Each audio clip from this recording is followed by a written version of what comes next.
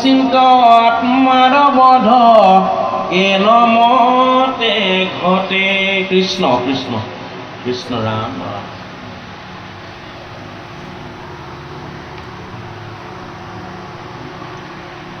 কৃপালু গুৰুমূৰ্তি বাপ বান্ধৱ ভকত বৈষ্ণৱ সমস্ত, খন্তেক সময়ৰ বিৰতিৰ অন্তত আমি পুনৰ গীতাশাস্ত্ৰৰ পাঠ পৰ্যালোচনাৰ অনুষ্ঠান ভাগৰ আমি পুনৰ হাত ধৰিবৰ নিমিত্তে আহিছোঁ। আপোনাক সব সমস্ত ভকত বৈষ্ণৱৰ চৰণত পুনৰ আমি ভক্তিপূৰ্ণ সেৱা জনাইছোঁ। গীতাশাস্ত্ৰৰ সাংখ্যযোগ মানেই দ্বিতীয় অধ্যায়। দ্বিতীয় অধ্যায়ত ভগৱান কৃষ্ণনো কি, ভগৱান কৃষ্ণৰ পৰিচয়নো কেনেকৈ পোৱা যাব, ভগৱান কৃষ্ণকনো আমি কেনেকৈ জানিব পাৰিম, বুজিব পাৰিম, ভগৱান কৃষ্ণইনো এই জীৱবিলাকক কেনেকৈ থাকিলে তেওঁৰ প্ৰীতি সাধন হয়, এই সমস্ত ৰহস্য ভেদ কৰি যুদ্ধ কৰিব নোৱাৰোঁ। এই সমস্তজনেই মোৰ আপোন, মই কাকো বধি এই ভাৰত ভূমিত মই ভোগৰ ৰাজ্য প্ৰতিষ্ঠা কৰিব নোৱাৰোঁ। কেৱল হুক হুককৈ কান্দিছিলে। শোক মোহ মহাপংক মাজে অৰ্জুন মগন ভৈলা দেখি। পৰম কৃপালু দৈৱকী নন্দ নন্দন। আহিব হয়। কৃপায়ে ঈশ্বৰে তত্ত্ব কহি উদ্ধাৰিলা নিজ ভকতক। হেন ঈশ্বৰৰ চৰণে লৈলো শৰণ। আমি ভগৱান কৃষ্ণৰ চৰণত যদি কায় বাক্য মন অৰ্পণা কৰি আমি যদি শৰণ লোৱা নাই, তেতিয়া গীতাশাস্ত্ৰৰ কথাখিনি খন্তেক সময় শ্ৰৱণ কৰি থাকোঁতে আনন্দ পোৱা যাব, কিন্তু শৰণ ভাগ নহ'লে হৃদয়ত সি সদায় ক্ৰিয়া কৰি নাথাকিব। যদি আমাৰ ভগৱন্ত ঈশ্বৰ প্ৰভুৰ চৰণত যদি একান্ত শৰণ হয়, ভগৱন্ত কৃষ্ণত যদি আমাৰ সুদৃঢ় বিশ্বাস হয়, ভগৱান কৃষ্ণত যদি আমাৰ গভীৰ প্ৰেম হয়, তেতিয়া কি হ'ব? সাংখ্যযোগ আমি হৃদয়ংগম কৰিব পাৰিম। অৰ্জুনে নাম লৈছে ধনঞ্জয়। অৰ্জুনৰ এটা অতি ভাল নাম হ'ল ধনঞ্জয়। দেহত 10 বায়ু আছে, এবিধ বায়ুৰ নাম ধনঞ্জয়। তত্ত্বটো বুজিব লাগিব। এবিধ বায়ুৰ নাম ধনঞ্জয় আৰু অৰ্জুনৰ এটা নাম ধনঞ্জয়।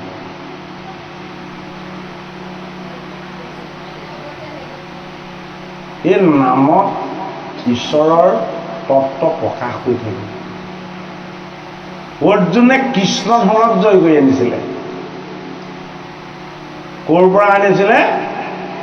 দ্বাৰকাৰ পৰা। যিহেতু দ্বিতীয় অধ্যায় সাংখ্যযোগ।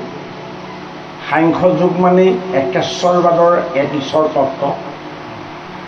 এক ঈশ্বৰ তত্ত্বটোনো কি আমি বুজিবলৈ হ'লে ধনঞ্জয় সেইজন যিজনে কৃষ্ণ ধনক জয় কৰি আনিব পাৰিছে। আমি কৃষ্ণ ধনক প্ৰত্যেকেই জয় কৰি আনিলোঁ। কেনেকৈ জয় কৰি আনিছোঁ? আমি তত্ত্বটো নাজানিলোঁ। সেইটো কাৰণে আমি হাঁহি কান্দি কেতিয়াবা অকণমান আনন্দত হাঁহোঁ, নহ'লে গোটেই জীৱনটো বিষাদতে কান্দি থাকোঁ। কিন্তু কৃষ্ণ ধনক আমি জয় কৰি আনিছিলোঁ। ক'ৰ পৰা আনিছিলোঁ? দ্বাৰকাৰ পৰা আনিছিলোঁ। দ্বাৰ মানে মুক্তিৰ দ্বাৰ, ৰকা মানে মুক্তিৰ উপায়। মুক্তি লাভৰ উপায়টো য'ত আছে সেই নগৰখনৰ নামটো দ্বাৰকা। দ্বাৰকাতে থাকিলে, দ্বাৰকাতে খালে, দ্বাৰকাতে শুলে আৰু দ্বাৰকাতে ভোগো কৰিলে, কৃষ্ণক চিনি নাপালে।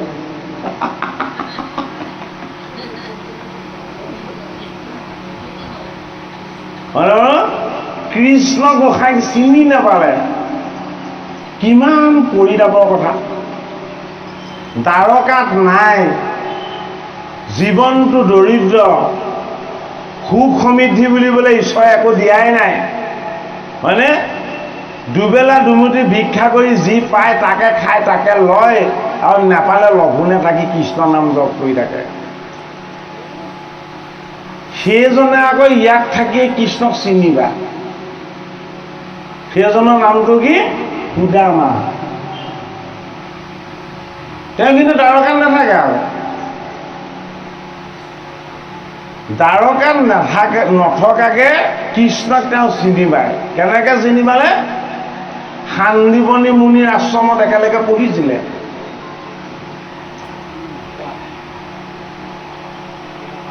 সুদামা অত্যন্ত সাহসী, উদ্ধৱ অত্যন্ত চোকা, কৃষ্ণ এই সকলোবিলাকৰ ওপৰত। এক কলা শিকিবলৈ কাৰোবাক 6 দিন লাগে, কৃষ্ণক এদিন লাগে। 64 দিনত 64 কলা শিকি শেষ কৰিছে। এতিয়া সাংখ্য যুগৰ তত্ত্বটো ক'বলৈ হ'লে কাহিনী আশ্ৰয় ল'বই লাগিব, নহ'লে এই সাংখ্য যুগৰ তত্ত্বৰ কথাটো বুজি পোৱা নাযাব। সান্দীপনী মুনিৰ আশ্ৰমত উদ্ধৱ ইমানেই মেধা, বেদৰ এটা মন্ত্ৰ একবাৰ পঢ়ুৱাই দিলে উদ্ধৱৰ সেইটো মনত থাকি যায়। সুদামা সাহসী, কিন্তু কথা মনত ৰাখিব নোৱাৰে।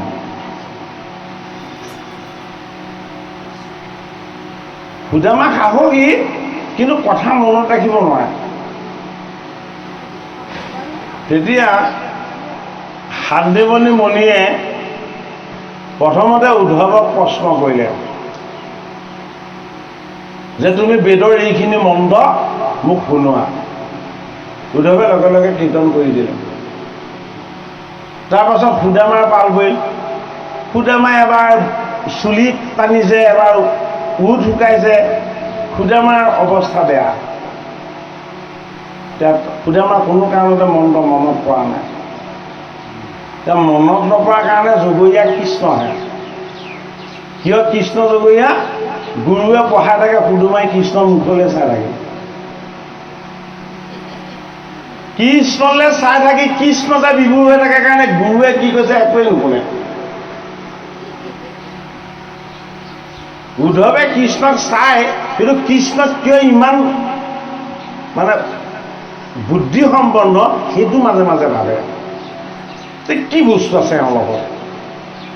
এওঁ যে একো সুধিবই নোৱাৰে, চব জানে। সুদামে সেইখিনিকে দেখি আত্মবিভোৰ হৈ থাকে। সেইটো কাৰণে বেদৰ মন্ত্ৰ গুৰুৱে কি পঢ়াইছে একো নাজানে। কৃষ্ণই কিন্তু চবকে শিকাবলৈহে গৈছে। আকৌ সুদামাকো শিকাবলৈ গৈছে, উদ্ধৱকো শিকাবলৈ গৈছে। কৃষ্ণই শিকিবলৈ যোৱা নাই। কৃষ্ণই শিষ্য হৈ শিষ্যই কেনেকৈ শিকিব লাগে সেয়া শিকাবলৈ গৈছে। তেতিয়া সান্দীপনী মুনিয়ে ক'লে, সুদামা তোমাক মই আজি এটা শাস্তি দিম। শাস্তিটো দিয়াৰ আগতে কৃষ্ণক সুধি লওঁ, তোমাক যিটো মন্ত্ৰ সুধিছোঁ কৃষ্ণৰ মনত আছে নে নাই? কৃষ্ণক সুধিলে। কৃষ্ণ মোৰ খোজাই কৈছে বোলে গুৰুদেৱ আজি ময়ো পাহৰিলোঁ নহয়।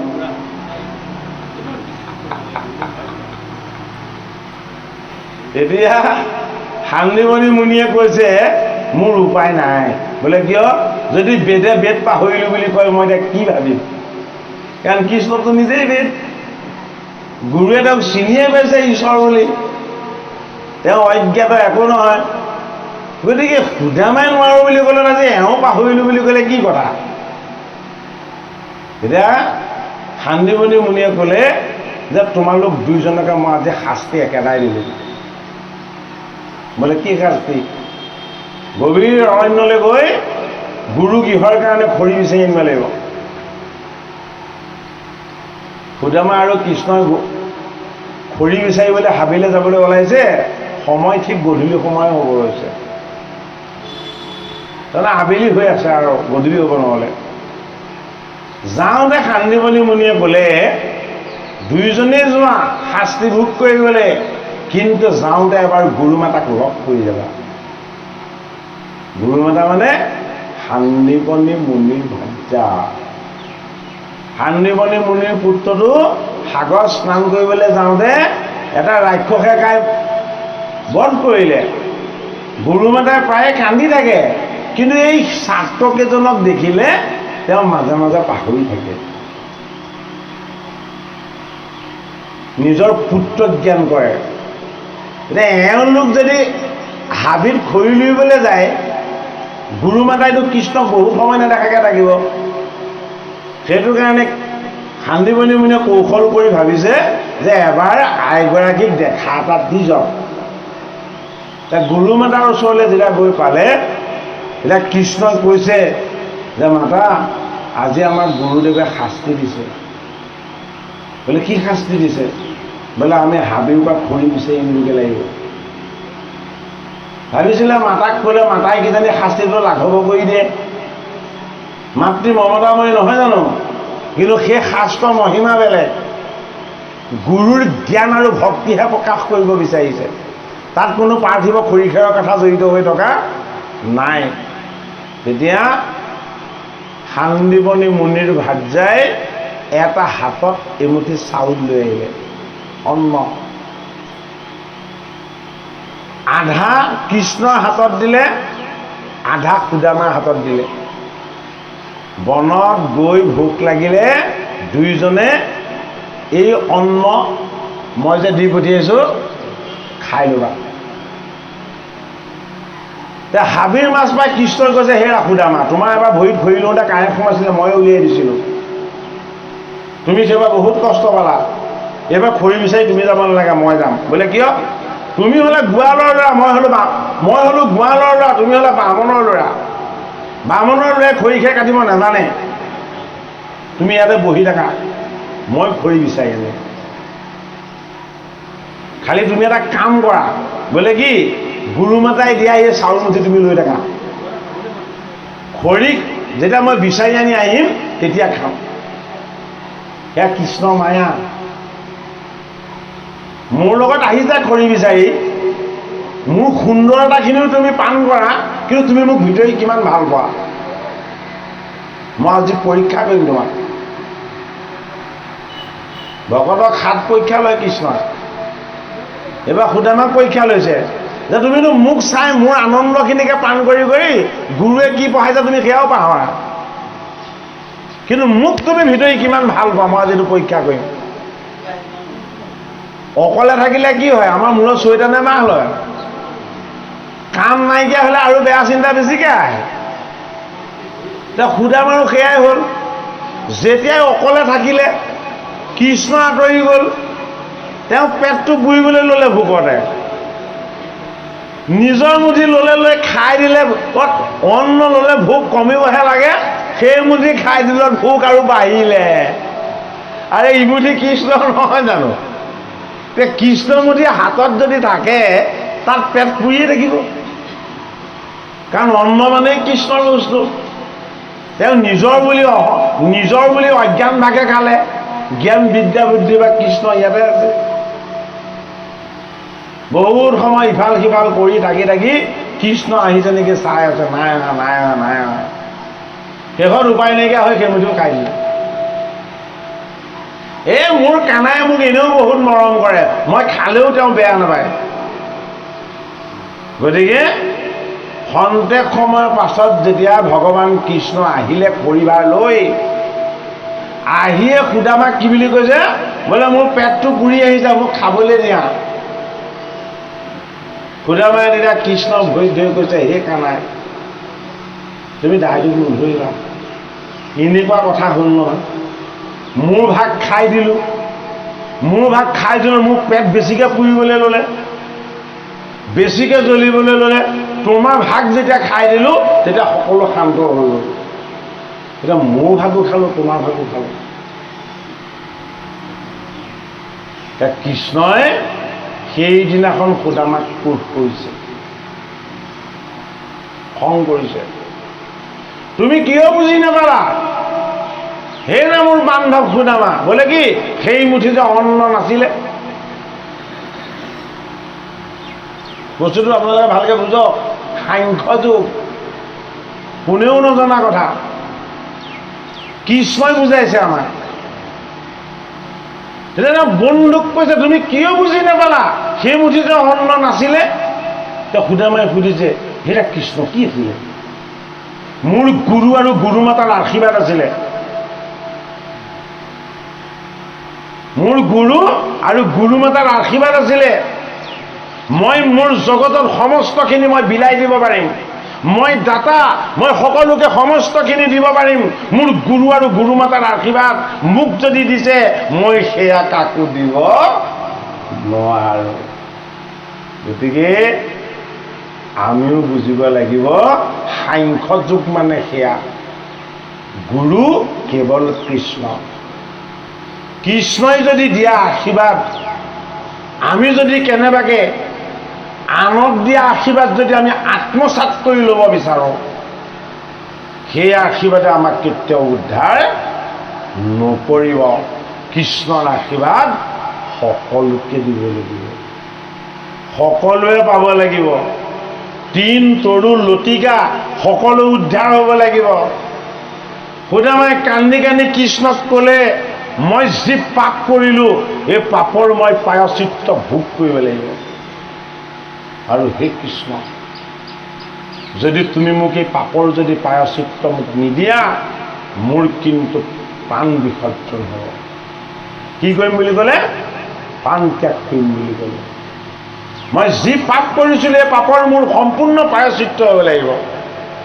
এতিয়া কৃষ্ণই কৈছে, তোমাৰ যি ইচ্ছা, মোৰ তোমাত অকণো আক্ষেপ নাই, তোমাৰ যি ইচ্ছা। সুদামাৰ 4টি সন্তান হ'ল, পিন্ধাবলৈ কাপোৰ নাই। 4টি সন্তানক খুৱাবলৈ অন্ন নাই, সদায় দৰিদ্ৰ, হয়নে? সদায় দৰিদ্ৰ। ভিক্ষা কৰি আনি যিকণ পায় গোটেইকেইজনে অকণ অকণ লৈ থাকে। কোনোদিন তেওঁলোকে ভোগ গুচাই কিবা এটা কোনোদিন খাব পৰা নাই। গোটেই জীৱনটো ফটা কাপোৰ পিন্ধি, অনাহাৰে থাকি, অনিদ্ৰাৰে থাকি সুদামাই কেৱল কৃষ্ণৰ নাম লৈ থাকিলে। কোনোদিন তেওঁ ভাত জাকো নক'লে যে মই বিন্দু মাত্ৰ কষ্ট পাইছোঁ বুলি। তেওঁ ভাত যায় যেতিয়া তেওঁ সোধে যে স্বামী, ইমান অভাৱ, ইমান অনাটন, তোমাৰ মনত অকণো দুখ নাইনে? বোলে মই দুখ লাভ কৰিবলৈ অহা জীৱই নহয়, মই আনন্দ সাধনা কৰিবলৈ আহিছিলোঁ এই জগতলৈ, গতিকে মোৰ কিহৰ দুখ থাকিব? পুত্ৰ পৰিবাৰ এই সমস্তবিলাক ঈশ্বৰৰ মায়া। এই মায়াবিলাকত মই বান্ধ খাই থকা নাই। এওঁলোকক যি দিব লাগে ঈশ্বৰে দিছে, মই তেওঁলোকক একো দিব নোৱাৰোঁ। গতিকে তেওঁলোকে যদি দুখো পাইছে, মোৰ ইয়াত দুখ কৰিবলগীয়া নাই। তেওঁলোকে যদি সুখো পাইছে, মোৰ তাত আনন্দ কৰিবলগীয়া নাই। এমুঠি অন্নৰ পৰা কৃষ্ণক বঞ্চিত কৰাৰ কাৰণে সুদীৰ্ঘ 22 বছৰ দিন সুদামাই কৃষ্ণৰ পৰা আঁতৰত থাকিব লগা হ'ল। 22 বছৰৰ অন্তত সুদামাক ভাৰ্যাই গ'লে যে তোমাৰ বান্ধৱ কৃষ্ণটো দ্বাৰকাধীশ, ইমান দিন নগ'লা নাই, কিন্তু বন্ধুৰ খবৰ এটা লোৱাটো প্ৰয়োজন নাই। সুদামাই ক'লে যে কৃষ্ণ মোৰ অকল বান্ধৱ নহয়, প্ৰাণৰ বান্ধৱ। কৃষ্ণই মোক সদায় মনত পেলায় বোলে কিয় মইতো তেওঁক সদায় চিন্তা কৰোঁ মই যাক চিন্তা কৰিম তেওঁ মোক কিয় মনত নেপেলাব এতিয়া চাউল আৰু চিৰা দুমুঠি সুদামাৰ হাতত দি পঠিয়ালে তেওঁ ভাত যায় মানে এই চাউল চিৰা দুমুঠিটোৱে হ'ল ৰহস্য তত্ত্ব জগতৰ হৰিয়ে আমাক দুমুঠি দি পঠিয়াইছে মানে বাৰু চাউলটো গোটা আৰু চিৰাটো চাউলৰ পৰাই নিৰ্মাণ কৰা চেপেটা হয়নে নহয় এটা পৰা প্ৰকৃতি এটা অপৰা প্ৰকৃতি এয়াই হ'ল চাউল চিৰা আমাৰ লগত সেই দুটা বস্তুৱেই আছে সেই দুটা বস্তুৱে লৈ আমি কৃষ্ণৰ ওচৰলৈ যাব পাৰিম তাৰ বাহিৰে আমাৰ লগত একো সম্পত্তি নাই এইটো কাৰণে চাউল চিৰা ৰূপী পৰা প্ৰকৃতিৰূপী জীৱ আৰু অপৰা প্ৰকৃতিৰূপী দেহ এই দুমুঠি বস্তু লৈ সুদামা গৈছিলে কলৈ কৃষ্ণৰ দ্বাৰকালৈ দ্বাৰকাত গৈও কি আলৈ এঠানি গোমতী নদী পাৰ হ'ব লাগে নদীৰ পাৰত ৰৈ আছে পইচা পাতি একো নাই আৰে দুমুঠিহে নিছে এমুঠি জীৱ আৰু অন্যবধি অপৰা প্ৰকৃতি দেহ এই দুটা বস্তুৰ লগততো কোনো ধন নাথাকে নাৱৰীয়াক কয় মোক পাৰ কৰি দিয়া মই দ্বাৰকালৈ যাওঁ পাৰ নকৰা কাৰণ হাতত পইচা নাই গধূলি সময় হৈ গ'ল কোনেও পাৰ নকৰালে ইফালেতো যোগেশ্বৰে চব চাই আছে মূৰত পাগুৰি এটা মাৰি এজন নাৱৰীয়াৰ ভাও লৈ বাসুদেৱ কৃষ্ণই নিজে নাও নৌকা চলাবলৈ তেওঁই আহি গ'ল আহি সুদামাক কৈছে দিনটো অপেক্ষা কৰিলা কোনেও তোমাক পাৰ নকৰালে মই পাৰ কৰি দিম চৰ্ত এটা বোলে কি প্ৰত্যেকেই তোমাক ধন নিদিয়াৰ কাৰণে পাৰ পোৱা নাছিলে মোৰ চৰ্ত এটা বোলে কি মোক যদি ধন দিয়া মই তেতিয়া পাৰ নকৰোঁ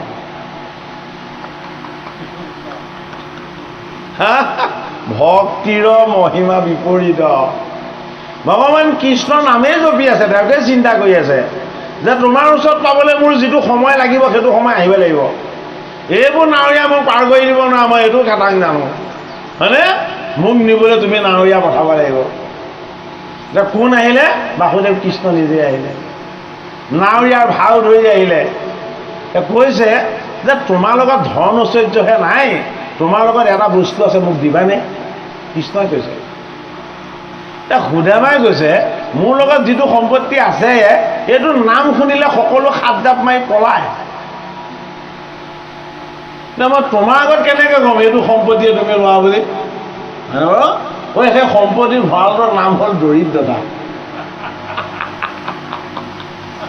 সেই সম্পত্তিৰ টোপোলাটোৰ নাম হ'ল দৰিদ্ৰতা যে মোৰ লগত থকা ঈশ্বৰৰ কৃপাত লাভ কৰা যিটো টোপোলা সম্পত্তি এই সম্পত্তিৰ নামটো হ'ল দৰিদ্ৰতা নাম শুনিলে সকলো ভয় খাই আঁতৰি পলায় আৰু তোমাক যদি মই এই টোপোলাটো দি দিওঁ তুমি ল'বা জানো এতিয়া কৃষ্ণই হাঁহি হাঁহি কৈছে জগতত এইটো টোপোলা মোৰ বাহিৰে বেলেগ কোনেও ল'ব নোৱাৰে যিমান দৰিদ্ৰতাৰ টোপোলা আছে চব মই লওঁ বোলে কিয় মই মোৰ ভকতক ঐশ্বৰ্য সম্পত্তি দান কৰোঁ সুদামাই ক'লে তুমি দেখোন বেলেগ নাৱৰীয়া বোলে মই বেলেগ নাৱৰীয়াই হয়নে এইজন নাৱৰীয়াৰ ঘৰ নাই দুৱাৰ নাই একোৱেই নাই এইজন নাৱৰীয়াৰ সংসাৰো নাই বোলে কি যিসকলে কেৱল ভগৱান কৃষ্ণক ভাল পায় আমি তেনেকুৱা ধৰণৰ যাত্ৰীকহে পাৰ কৰাওঁ তেতিয়া সুদামাই ভাবিলে এইজন নিশ্চয় কৃষ্ণই বান্ধৱ হ'ব নৌকাত উঠিলে নাও পাৰ কৰালে সিপাৰ পালে কৃষ্ণ কৃষ্ণ নাম লৈ লাখুটি ধৰি সুদামাই খোজ আগলৈ ল'লে পাছফালে ঘূৰি চাই দেখিছে নৌকাও নাই নাৱৰীয়াও নাই কাৰণ দ্বাৰকাধীশ দ্বাৰকাত আছেগৈ তেওঁ কাৰ্য সম্পাদন কৰি বায়ু বেগত গুচি গ'ল খুব পিয়াহ লাগিছে কুঁৱা এটাৰ ওচৰলৈ গৈ পানী অকণমান উঠাই খাবলৈ লৈছে দ্বাৰকাৰ প্ৰজাৰ পৰা তেওঁ পানী খাবলৈ এটা পাত্ৰ বিচাৰিছে দুখীয়া দেখি তেওঁ কোনেও জল নিদিয়ে দুখীয়া আৰু ফটা চিটা কাপোৰ পিন্ধি আছে কাৰণে তেওঁ কৈছে যে মই কৃষ্ণৰ বান্ধৱ মই কৃষ্ণৰ লগত শান্তিপনী মুনিৰ আশ্ৰমত একেলগে পঢ়িছিলোঁ। এই কৃষ্ণক মই এবাৰ লগ কৰিবলৈ আহিছোঁ, কিন্তু দ্বাৰকাৰ কোনো প্ৰজাই কৃষ্ণৰ বান্ধৱ সুদামাৰ ফটা কাপোৰ, শাৰীৰিক অৱয়ব অত্যন্ত দৰিদ্ৰ, এইটোক দেখি ভেঙুচালি কৰিছে।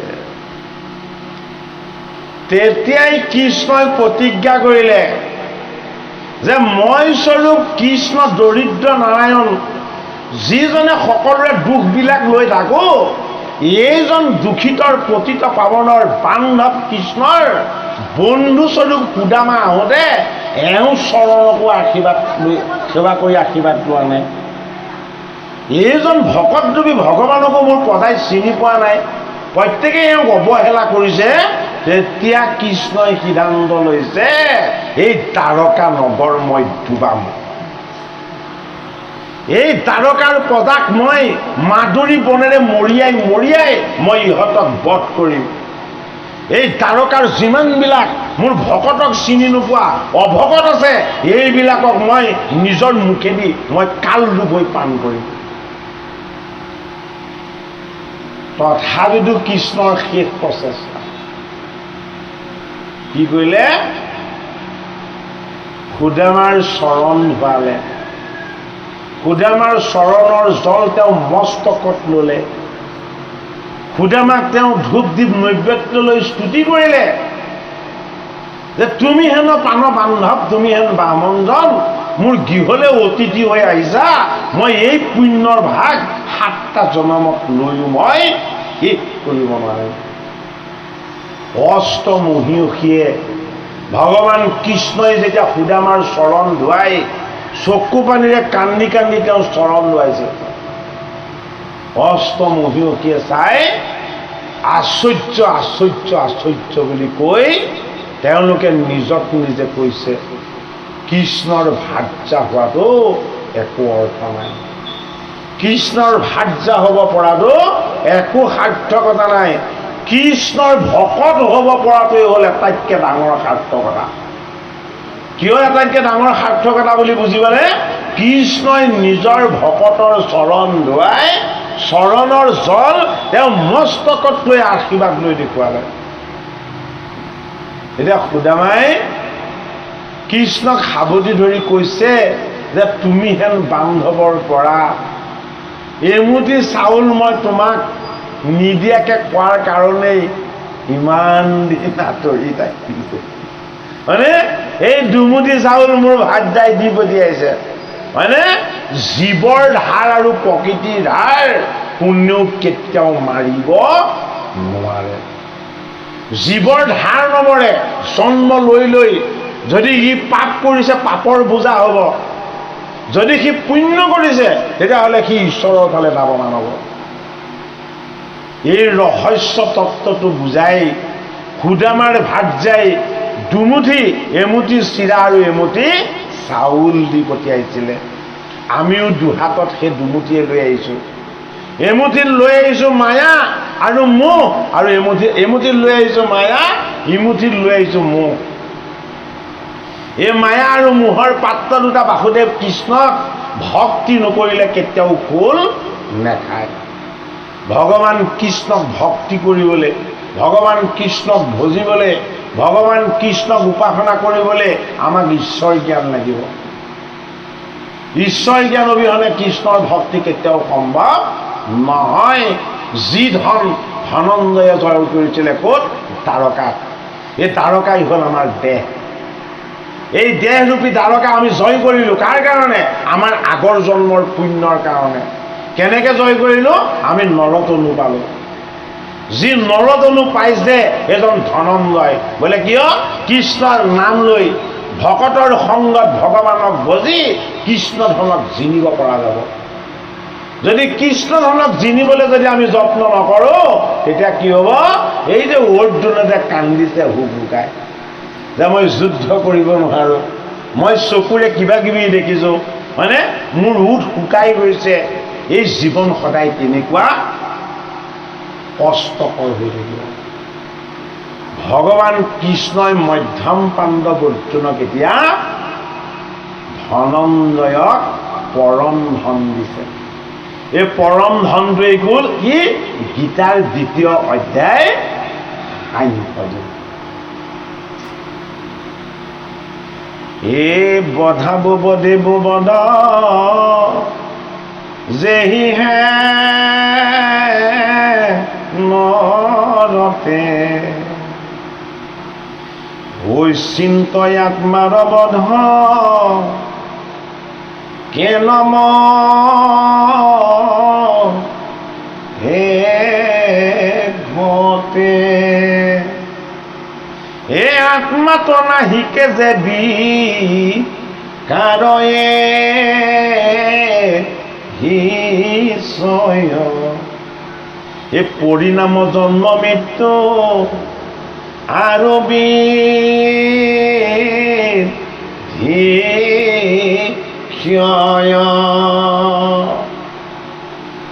অৰ্জুনে কৈছে মই কেনেকে মাৰিম এওঁলোকক? কৃষ্ণ কৈছে কাক মৰাৰ কথা কৈছা?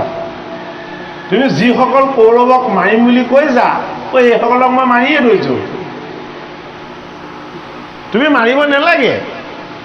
এইসকলক মই মাৰি থৈছো। কেনেকে মাৰি থৈছো? যতশ্ৰহে ধ্ৰুৱ মৃত্যু ধ্ৰুৱং জন্ম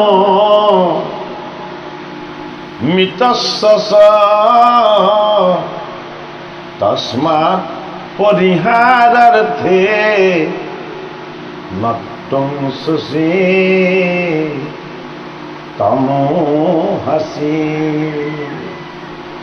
অৰ্জুনক কৈছে জাতস্ৰহি ধ্ৰুৱ মিত্ৰ ধ্ৰুৱং জন্ম মৃতস্য। হে অৰ্জুন, এইসকলে যে জন্ম লৈছে এইসকলে মৃত্যুৰ কাৰণেই জন্ম লৈছে।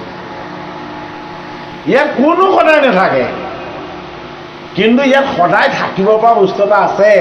মই তোমাক সেইটো দেখুৱাই দিম। বোলে সেইটো কি বুলি কৈছে?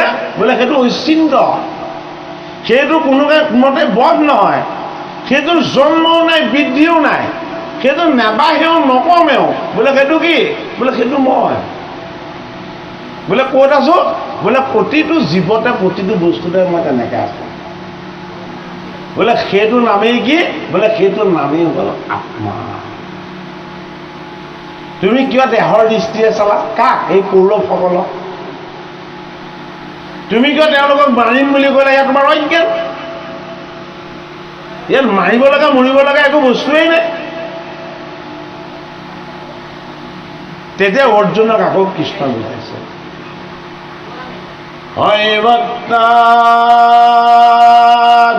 ভূতানি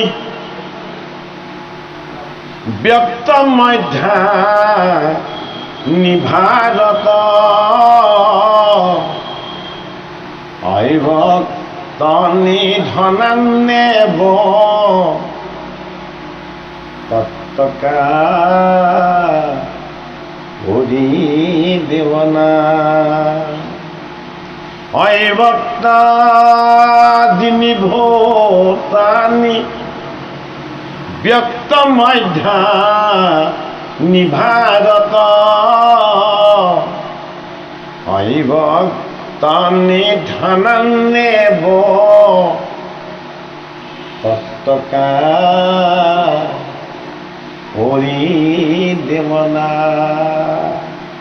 হেৰা অৰ্জুন, তুমি অভ্যক্ত হৈ আছিলা। অৰ্জুনে এতিয়া জন্ম লোৱাৰ কাৰণেহে কান্দিবলগীয়া হৈছে। কৃষ্ণই অৰ্জুনক বুজাই কৈ দিছে, বোলে কি হৈ আছিলা? বোলে তুমি অভ্যক্ত হৈ আছিলা। বোলে ক'ত? বোলে মোৰ কণ্ঠত জিলিকি থকা এই মণিটো দেখিছা? কেলে কৃষ্ণৰ মনত কৌস্তভ ৰত্ন জিলিকি নাথাকে জানো? এই কৌস্তভ ৰূপী ৰত্নটো দেখিছেনে নাই? বোলে দেখিছো। বোলে এই ৰত্নটোতে মই তোমাক পিন্ধি আছিলো। তেতিয়া তুমি কি হৈ আছিলা? তুমি তেতিয়া অভ্যক্ত হৈ আছিলা। মোৰ কৌস্তভ ৰত্নক যেতিয়া মই তোমাক জীৱ আত্মা কৰি পিন্ধি আছিলো তেতিয়া তুমি অভ্যক্ত হৈ আছিলা।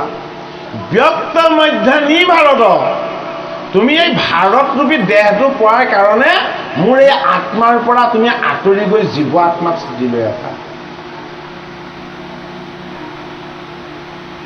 যেতিয়া তোমাৰ এই দেহটোৰ অৱসান হ'ব, তেতিয়া তুমি আকৌ কি হ'বা জানা? এতিয়া তুমি ভাৰত হৈ, মধ্যম পাণ্ডৱ হৈ, তুমি ধনঞ্জয় হৈ যে ব্যক্ত হৈ আছা, তোমাৰ মৃত্যুৰ পাছত তুমি আকৌ অব্যক্ত হৈ যাবা। এতিয়া কৃষ্ণই সুধিছে যে কেশৱে অব্যক্তটোনো কি? বোলে সেইটোৱে আত্মা।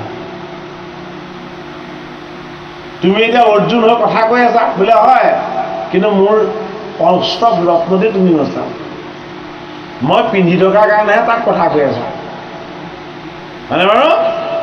আৰু যেতিয়া তোমাৰ মৃত্যু হ'ব, মৃত্যু হ'লে কি হ'ব জানা? আত্মাটো মই লৈ আহিম, কিন্তু তোমাৰ কৰ্মফলৰূপী জীৱটো যে, যদি সৎ কৰ্ম কৰিছা সি সুন্দৰ ঠাইলৈ যাব, আৰু যদি পাপ কৰ্ম কৰিছিলা তেতিয়া পাপৰ কৰ্মত আকৌ মই তোমাক লিপ্ত কৰাম। আমি যে মিছা কথা ক'ব নাপাওঁ, আমি যে পৰৰ হিংসা কৰিব নালাগে, আমি যে পৰৰ অন্যায় অনীতি কেতিয়াও চিন্তা কৰিব নাপায়, গীতা শাস্ত্ৰই ক্ৰিয়াকে কৈছে। আমাক এটা সুন্দৰ দেহ দিছে, দুখন হাত দিছে কৰ্ম কৰিবলৈ, যলৈ তলৈ যাব পৰাকৈ সুবিধা কৰি দুখন পথ দিছে, হয়নে? তাৰ উপৰিও ভাল কথা চিন্তা কৰিবৰ কাৰণে আমাক এটা মগজু দিছে, বাক শক্তি দিছে, দৃষ্টি শক্তি দিছে। ভগৱানে আমাক একো কমাই দিয়া নাই, হয়নে বাৰু? ইমানখিনি পোৱাৰ পাছতো আমাৰ প্ৰয়োগটো ভাল নহ'ল। কি প্ৰয়োগটো ভাল নহ'ল? যে আমি যেনেকৈ আমাৰ জীৱন অতিবাহিত কৰিব লাগিছিলে আমি সেইমতে কৰিবলৈ অভ্যাস কৰা নাই। অৰ্জুনক এতিয়া কৃষ্ণই বুজাই দিলে, বোলে কি এই দেহটো নাই বুলি এবাৰ ভাবি লোৱাচোন। কৃষ্ণই কৈছে তুমি যে দেহ এটাত আছো বুলি ভাবিছা, তুমি মনেৰে সৈতে এবাৰ কল্পনা কৰি চোৱাচোন, বোলে কি তোমাৰ এই দেহটো নাই বুলি। অৰ্জুনক দেহটো নাই বুলি ভাবিবলৈ হ'লে মই কেনেকৈ ভাবিব লাগিব? অৰ্জুনতো দেহটো থাকোঁতেতো দেহটো নাই বুলি ভাবিব নোৱাৰে, কাৰণ দেহৰ যিখিনি ক্ৰিয়া, শ্বাস প্ৰশ্বাস, সময়ত তৃষ্ণা ভোগ পিয়াহ এইবিলাকতো থাকিবই। এইবিলাক থকা স্বত্বেও মই এতিয়া দেহটো নাইকিয়া বুলি মই এতিয়া কেনেকৈ ভাবিম? এতিয়া কৃষ্ণ গোসাঁই অৰ্জুনক কৈছে, হেৰা অৰ্জুন, অভ্যাস কৰিব লাগিব। তোমাক দেহটো মই নাই বুলি ভাবিবলৈ কওঁতে যদি তুমি নাই বুলি ভাবা, তেতিয়াহ'লে তুমি এইটো অনুভৱ কৰিব নোৱাৰা।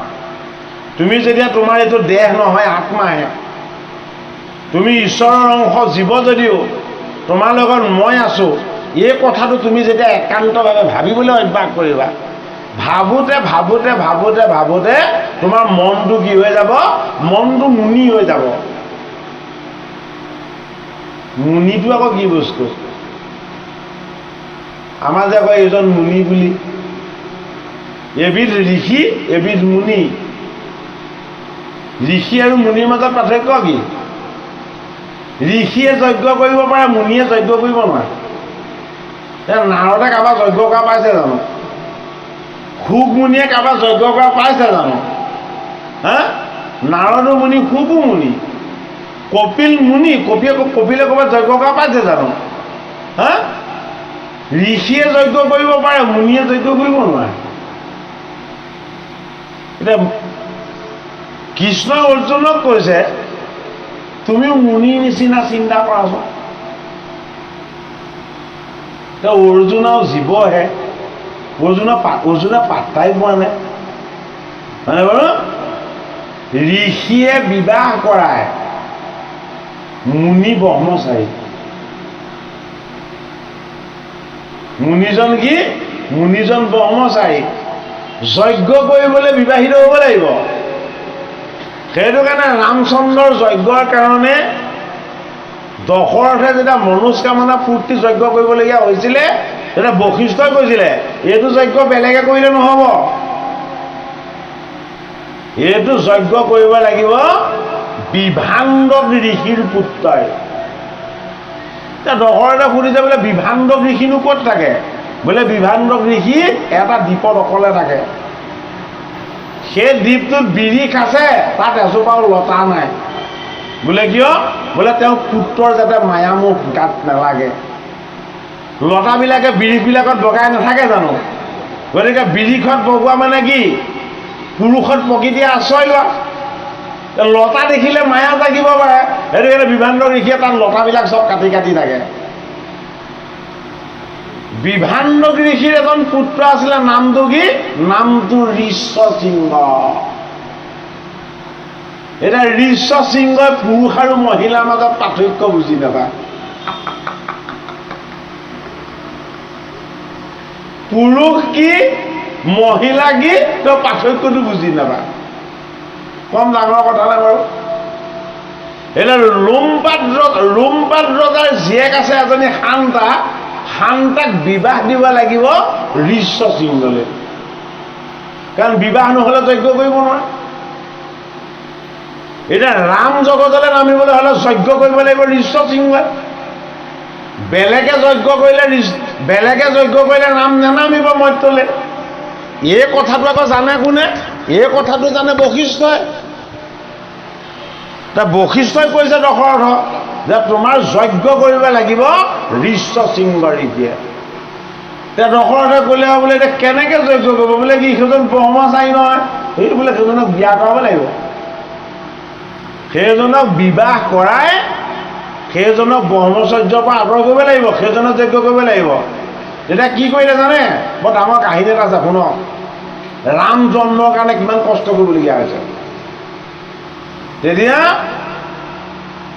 বিভাণ্ড ঋষিৰ আশ্ৰমলৈ কেইগৰাকীমান যুৱতীক লোমপাট ৰজাই এখন নাৱত পঠিয়াইছে যে তোমালোকে ঋষি নথকাৰ সুযোগত এই বিভাণ্ড ঋষিৰ পুত্ৰ ঋষ্যশৃংগক তোমালোকে হৰণ কৰি লৈ আহিবা।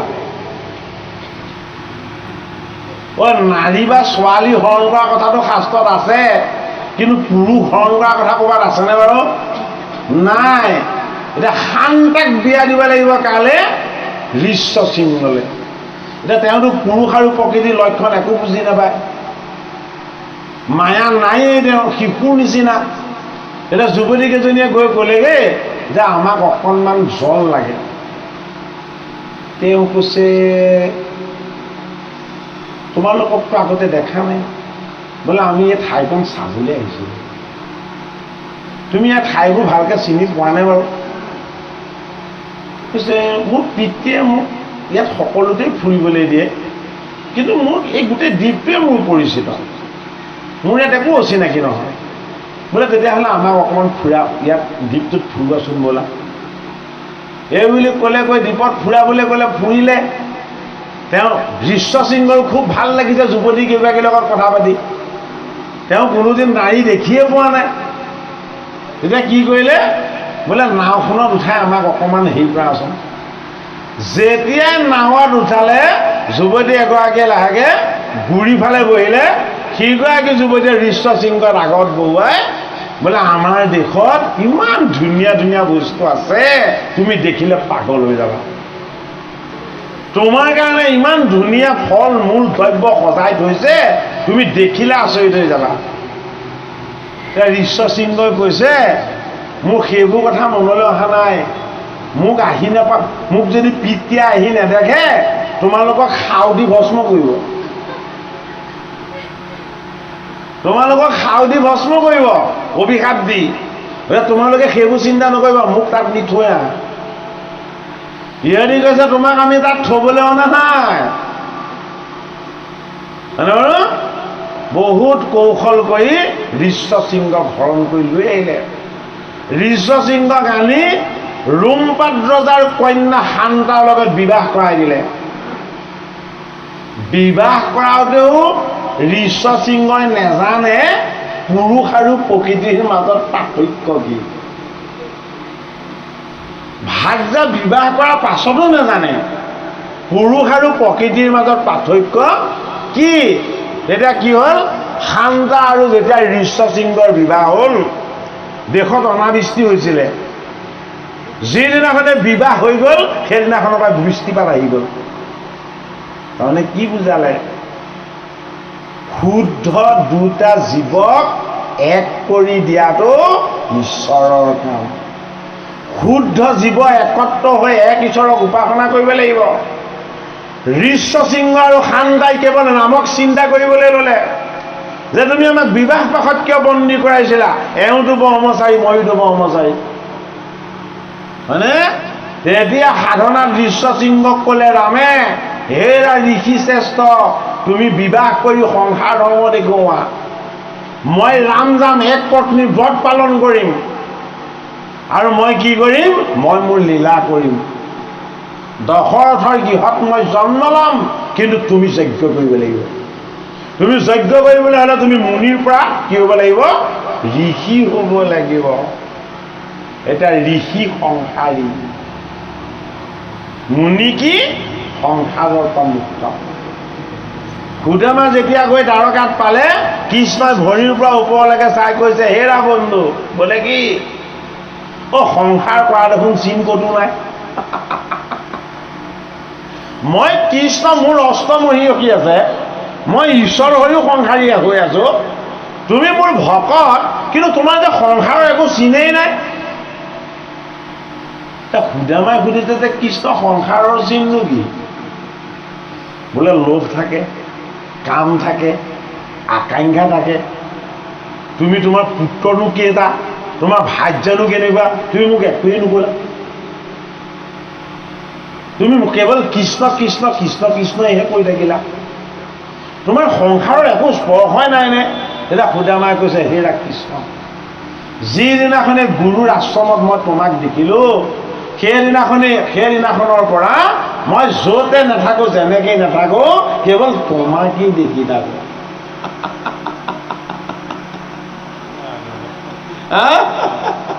যিদিনাখনৰ পৰা মই শান্তিমণি মুনিৰ আশ্ৰমত তোমাক দেখা পালো, সেইদিনাৰ পৰাই মই য'তেই নাথাকো, যেনেকেই নাথাকো, মই কেৱল তোমাক দেখি থাকো সন্মুখত।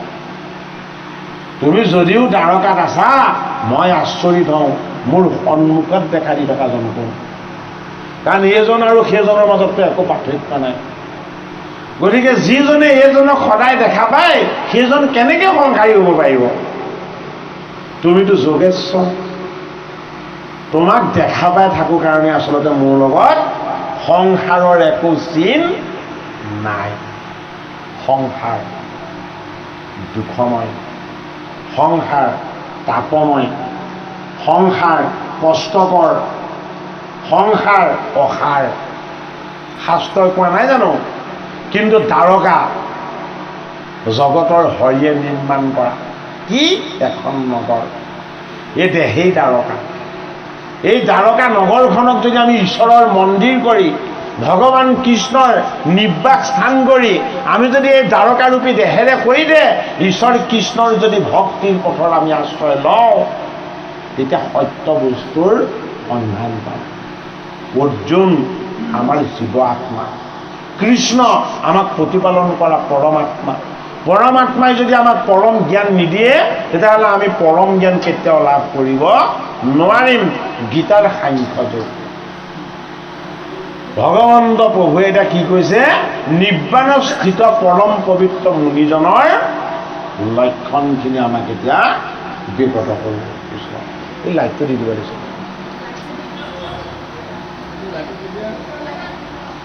হে ৰাম,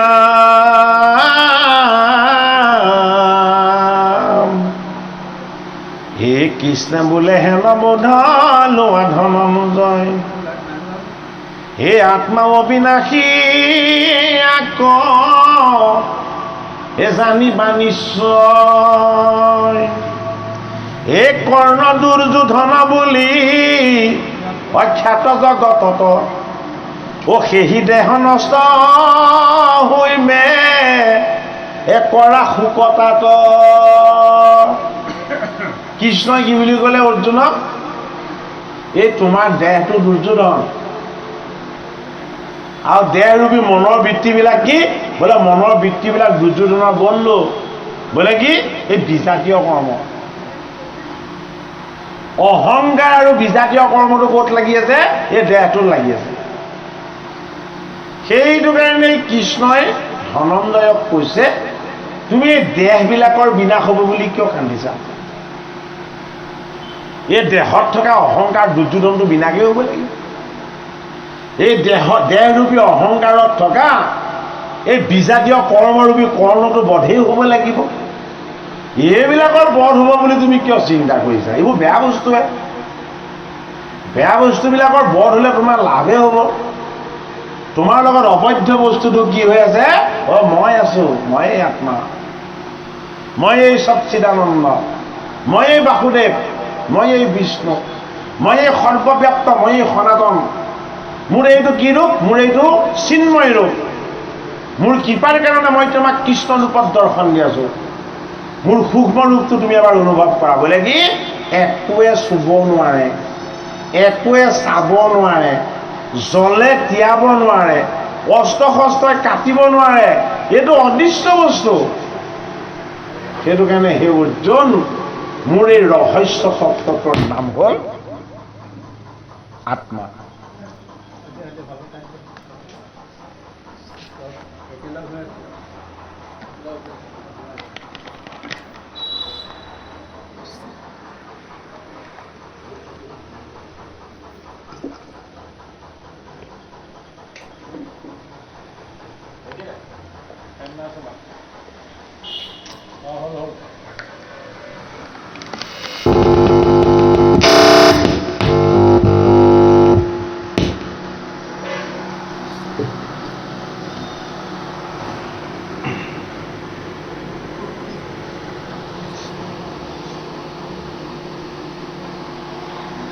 গতিকে মোৰ এই ৰহস্য তত্ত্বটোৰ নাম কি বুলি কৈছে অৰ্জুনে?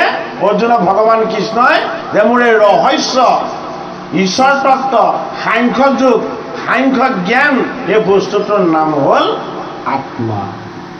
এই আত্মাৰ জ্ঞানটোকে কি বুলি কোৱা হৈছে? সাংখ্য যোগ। গীতাৰ 2য় অধ্যায়। সেহি হেতু দেহ অৰ্থে সুখ নোজোৱাই, পূৰ্ব দেহ এৰি জীৱে আন দেহ পায়। যেন নৱবস্ত্ৰক পুৰুষে পিন্ধে আগ, পুৰাতন বস্ত্ৰ পাছে কৰে পৰিত্যাগ। আহমৰণে মৰিব নালাগে, নেখাই নবৈ লঘোণে থাকি মৰিব নালাগে, হয়নে বাৰু? পালোঁ বুলিয়ে বেছিকৈ খায়ো মৰিব নালাগে। ভগৱান কৃষ্ণই কৈছে কি বুলি? মৃত্যুটো তুমি বিচাৰিব নালাগে। কাক কৈছে? অৰ্জুনক কৈছে। বোলে ময়েই মৃত্যু গতি, ময়েই যম, মৃত্যুৰ মালিক ময়েই। তোমাৰ যেতিয়া এই চোলাটো ফাটি চিটি উমলি যাব, এইটো যেতিয়া পুৰণা হ'ব, মই তোমাক এটা নতুন চোলা দিব লাগিব। এই চোলাটো কি? এই চোলাটো আমাৰ এই দেহটো। এইটো কোনে পিন্ধি আছে? পৰম পুৰুষে পিন্ধি আছে। সেইটো কাৰণে মুনিসকল কিছুমান কি বস্ত্ৰও নিপিন্ধে, তেওঁলোকৰ লজ্জা নাই। কিয় লজ্জা নাই? এইটো মোৰ বস্তুৱেই নহয়, এইটো মোৰ বস্তুৱেই নহয়। শুকমুনিয়েতো বস্ত্ৰ নিপিন্ধে। শুকমুনি 16 বছৰীয়া তৰুণ যদিও তেওঁ সদায় উলংগ হৈ থাকে, দিগম্বৰ হৈ থাকে। শুকে কিয় বস্ত্ৰ নিপিন্ধে? শুকে দেহটোৰ বিষয়ে জানিলে বোলে কি? এইটো মই থকা দেহ নহয়, এইটো পৰমাত্মা বাস কৰি আছে। পৰমাত্মাই চলাই থকা দেহটো বা পোচাকটোক লৈ মই লাজ কৰিবলৈ কি আছে, আৰু ইয়াক লৈ মই গৌৰৱ কৰিবলগীয়া কি আছে? সেইটো কাৰণে সুখ সদায় 16 বছৰীয়া তৰুণ, সত্যত জন্ম তেতাত শৰণ, দাপৰৰ অন্তত পিতৃগুৰুৰ ওচৰত পঢ়িছে ভাগৱত শাস্ত্ৰ, আৰু কলিৰ সন্ন্যাস কৰিছে ভাগৱত কীৰ্তন, তেতিয়াও সুখ 16 বছৰীয়া। জন্ম সত্যতে, হয়নে বাৰু? এতিয়া সুখে কি কৰিছিলে? বোলে এইটো মোৰ দেহ নহয়, এইটো তোমাৰ দেহ। কি? এইটো তোমাৰ মন্দিৰ। তোমাৰ মন্দিৰটো তুমি কেনেকৈ ৰাখা সেইটো তোমাৰ দায়িত্ব। সত্যটো তৰুণ হৈ থাকিলে, দাপৰতো তৰুণ হৈ থাকিলে, তেতা যুগতো তৰুণ হৈ থাকিলে, কলিৰ সন্ন্যাত পৰীক্ষিতক ভাগত ক'বলৈ আহোঁতে একে 16 বছৰ ইয়াত তৰুণ হয়নে বাৰু? সেইটো কাৰণে মুনি মানে আত্মা। অসস্তচৰ বিখ্যানম দেৱৰ্ষি নাম সনাৰদ গন্ধৰ্বনম চিত্তৰথো সিদ্ধিনামুক মুনি। গীতাৰ 10ম অধ্যায় বিভূতি যুগত ভগৱান কৃষ্ণই তেওঁ অনন্ত বিভূতিবিলাকৰ কিছুমান বিভূতিৰ বিষয়ে অৰ্জুনক কৈছে। ক'ব অৰ্জুনক এই সাংখ্য যুগ ক'লে নহয়, সাংখ্য যুগত অকল আত্মাৰ বিষয়েহে ক'লে। আত্মতত্ত্বটো অতি ৰহস্যপূৰ্ণ গভীৰ, কৃষ্ণ বাহিৰে বেলেগে কোনেও বুজি নাপায়।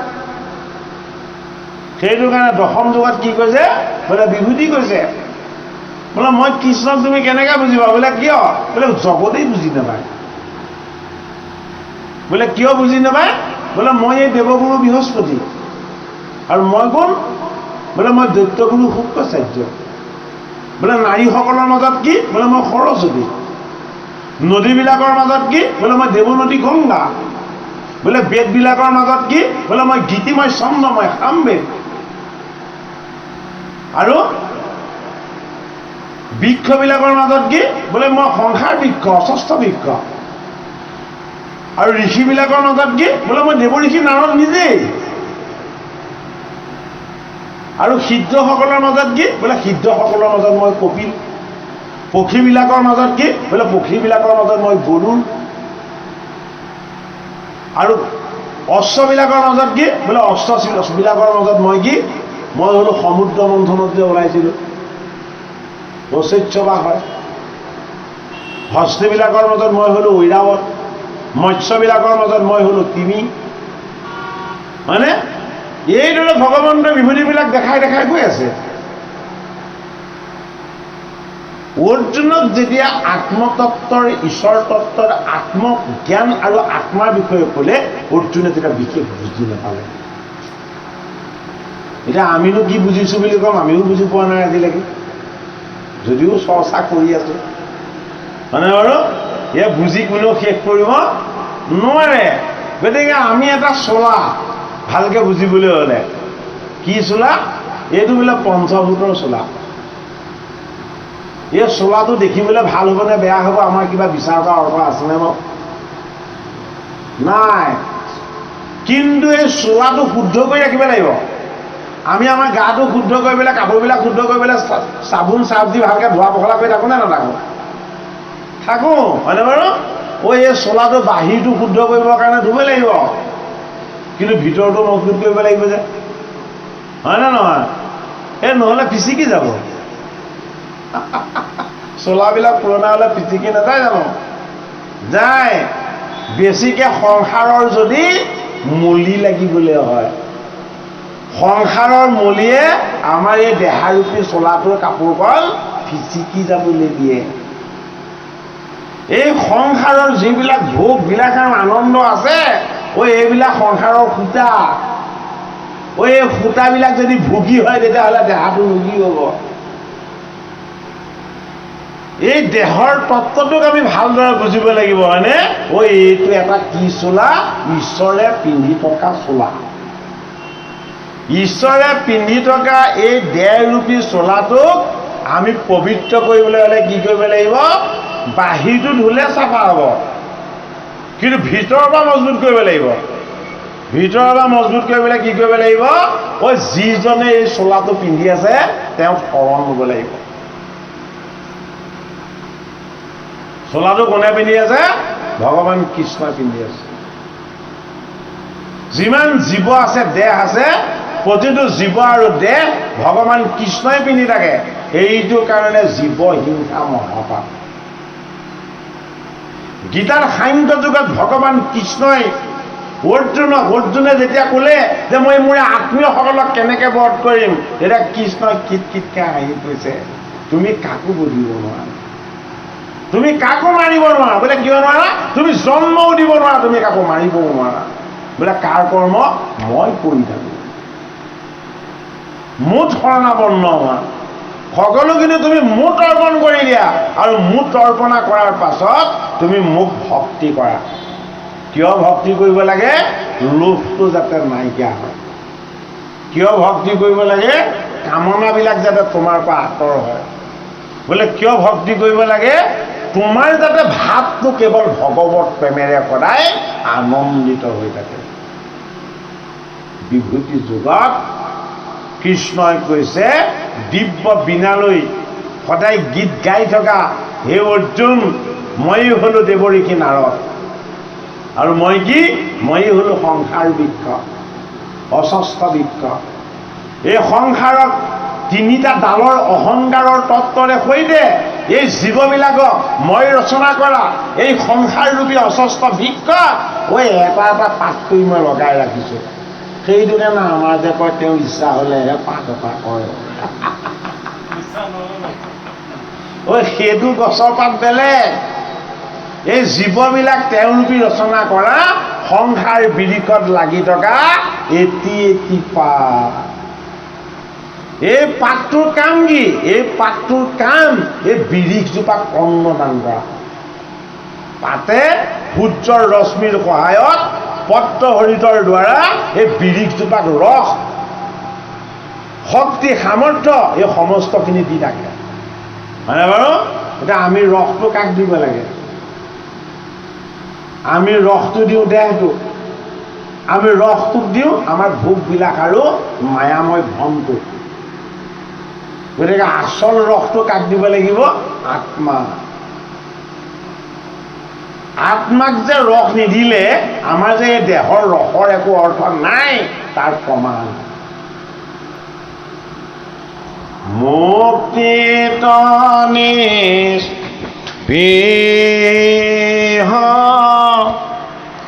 যিটো সেই ভকতক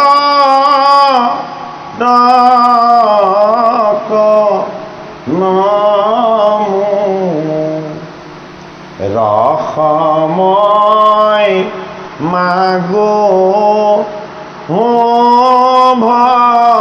ভকতি সমস্ত মস্তক মনি নিজ ভক্ত তৰ বৈশ ভজো হেন দেৱ যদুপতি ৰাম ভজো হেন দেৱ যদুপতি।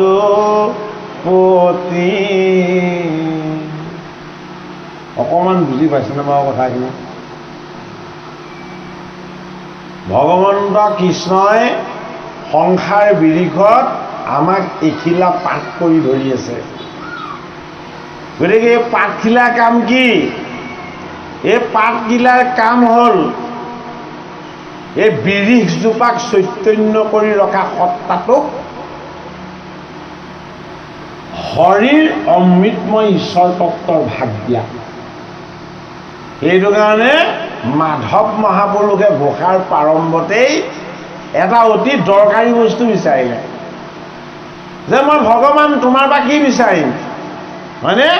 তোমাৰ পৰা পাছত বিচাৰিম। মই প্ৰথমতে কাৰ পৰা বিচাৰিম? তোমাৰ ভকতৰ পৰা বিচাৰিম। বোলে ভকতজন কেনেকুৱা? বোলে ইমান সুন্দৰ, প্ৰেমময়, আনন্দময়। সেইজন ভকতক মুক্তিও নালাগে, সংসাৰটো নালাগে, নালাগেই। সংসাৰৰ ভোগবিলাকতো নালাগে, নালাগেই। তুমি দিয়া 5 প্ৰকাৰৰ মুকুতিও সেইজন ভকতক নালাগে। মুক্তিকো ভিক্ষা নকৰা ঈশ্বৰময় ভক্তজনৰ পৰা, ভকতজনৰ পৰা মই কি বিচাৰিছোঁ? ৰসময় ভুকুতি বিচাৰিছোঁ। ৰসময় ভকতিটো সংসাৰত মজি থকাজনে দিব নোৱাৰে।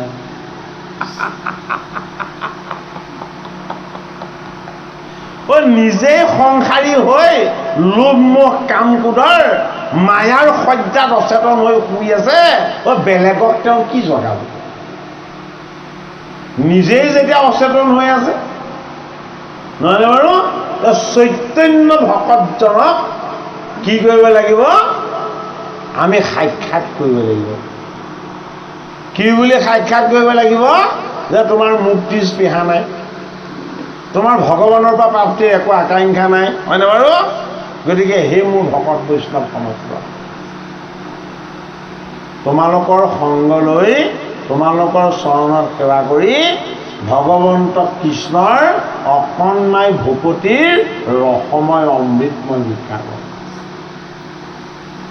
মুক্তিত নিস্পৃহ যিটো সেহি ভকত অকণম ৰসময় মাগুহু ভগতি।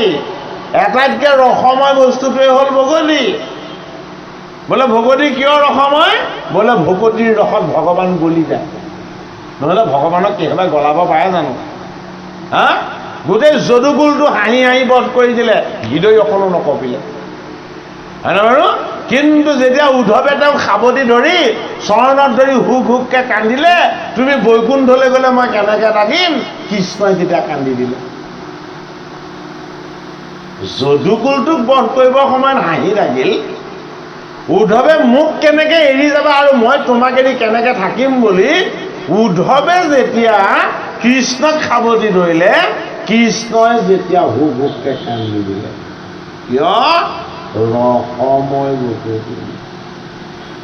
ভকতিতকৈ ৰসময় বস্তুৱে জগতত একো নাই।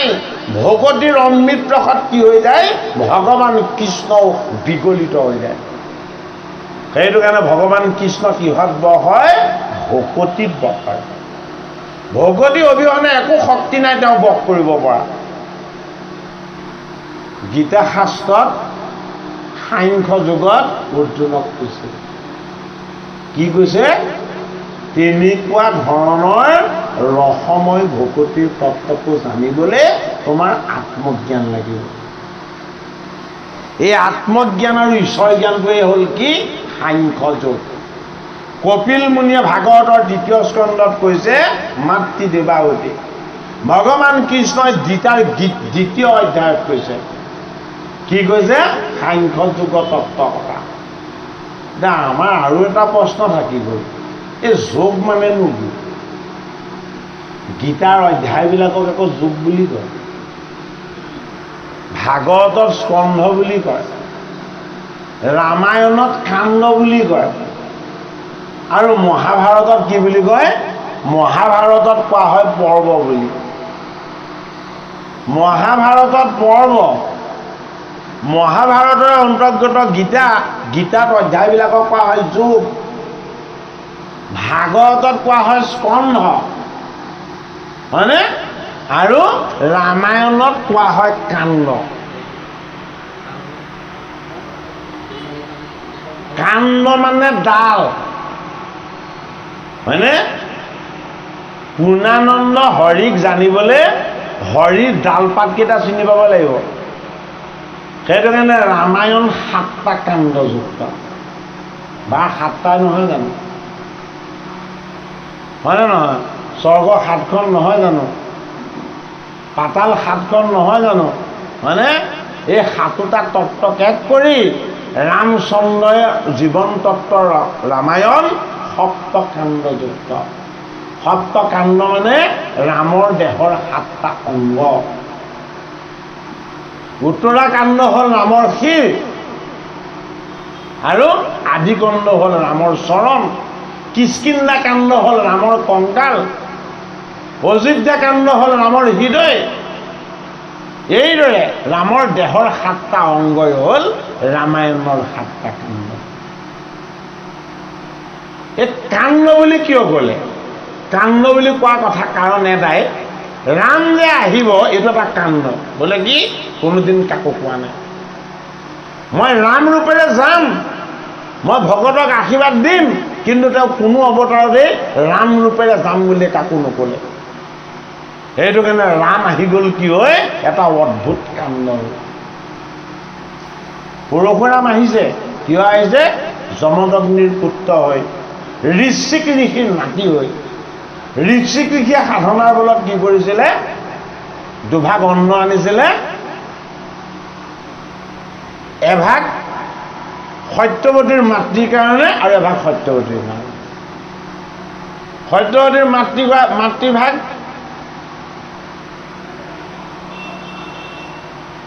ৰুদ্ৰমন্ত্ৰই নিৰ্মাণ কৰিছিলে আৰু সত্যৱতীৰ কাৰণে বিষ্ণু মন্ত্ৰই নিৰ্মাণ কৰিছিলে।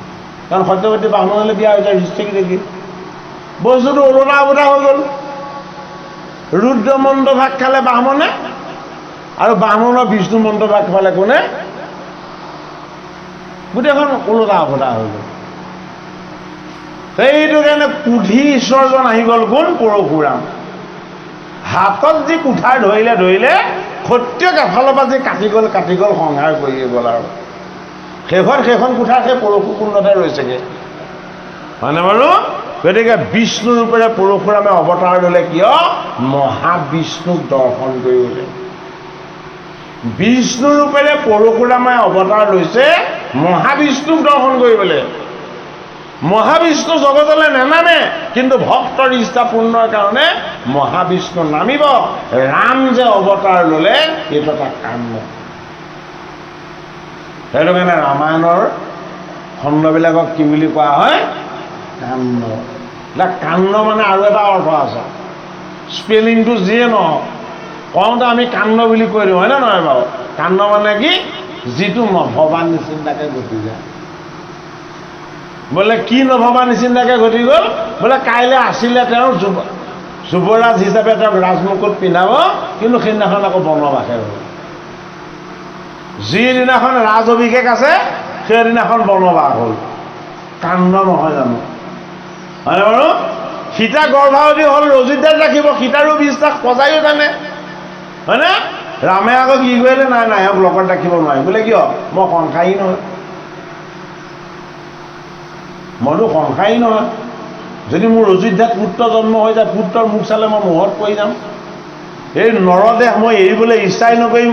গতিকে লক্ষ্মণক মাতি আনিলে, সেই লক্ষ্মণা, এই সীতাক নি তুমি বনত থৈ আহা। গৰ্ভাৱতী সীতাক বনবাস দিয়াটো এটা কাণ্ড হয় না নহয় বাৰু? হয়নে বাৰু? এয়া কাণ্ড। বোলে কি? জগতত যিমানবিলাক নঘটিবলগীয়া ঘটনা আছে চব ঈশ্বৰৰ কাৰণেই ঘটে। বুজি লোৱা, নঘটিবলগীয়া ঘটনা ঘটোৱাজন হ'ল ঈশ্বৰ। সেইটো কাৰণে কাণ্ড। সপ্তকাণ্ডত কাণ্ড ঘটনা কৰি ৰচনা কৰি ৰাম নামিলে। এইবাৰ ৰামে ভাবিছে এইবাৰ মই নামিম, কিন্তু পূৰ্ব পৰিকল্পিত হ'ব লাগিব। এতিয়া পূৰ্ব পৰিকল্পিত বস্তুবিলাকৰ কাৰণে কি? ব্যাসে শাস্ত্ৰ প্ৰণয়ন কৰিলে পঞ্চম বেদ। সেইটো কাৰণে তাক পৰ্ব পূৰ্ব পৰিকল্পিত। নভবা নিচিন্তাকৈ ঈশ্বৰ আহিলে ৰাম, সেয়া হ'ল কাণ্ড। পূৰ্ব পৰিকল্পিতভাৱে ঈশ্বৰ আহিব। বোলে কি? ৰাম অৱতাৰত যিমান বৰ দিলোঁ মই কৃষ্ণ অৱতাৰত চব সাৰ্থক কৰিম। সেইটো কাৰণে পৰিকল্পনাটো ৰাম অৱতাৰতেই কৰিছে, পূৰ্ব পৰিকল্পিত। পূৰ্ব পৰিকল্পিত ঘটনাবিলাক যেতিয়া ঈশ্বৰে ঘটাই গৈ থাকে তাক কোৱা হয় পৰ্ব।